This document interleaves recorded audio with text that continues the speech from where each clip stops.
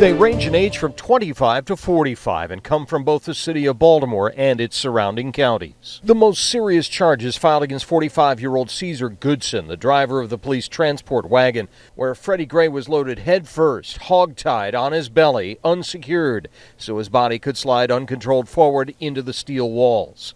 Goodson accused of failing at 5 chances to secure Gray and ignoring his pleas for a medic. One reluctant neighbor in Baltimore County called Goodson good people. He spent a lot of time with his family and children. Goodson fixed foreign cars as a sideline. His grandfather was a police officer. 41-year-old Lieutenant Brian Rice is the highest-ranking officer in the Freddie Gray case.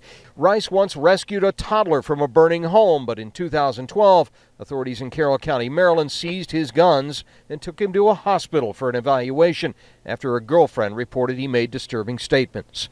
By contrast, William Porter, at age 25, was the least experienced officer, charged after checking Gray in the wagon and failing to call for a medic. Porter grew up and lived in a troubled Baltimore neighborhood, but was known as a straight arrow, a neighbor stunned by the charges. I really don't know a whole lot about his involvement, but it sounded like, he may have just been kind of caught up in the wrong place at the wrong time. I don't know. I mean, he seemed like a really nice guy, so I don't know. It's really unfortunate what happened. Police officer Garrett Miller, who lives north of Baltimore near the Pennsylvania border, is 26. He was one of the bicycle officers that arrested Gray. It was Miller who filled out the paperwork for the arrest that prosecutors say was illegal.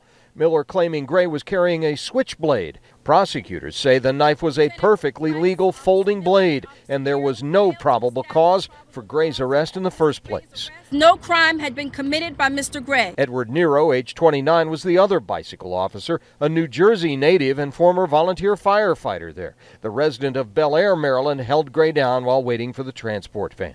Sergeant Alicia White, age 30, had just been promoted to her rank and was investigating 2 citizen complaints about Gray's arrest when she is accused of seeing Gray unresponsive in the van at one stop and doing nothing about it.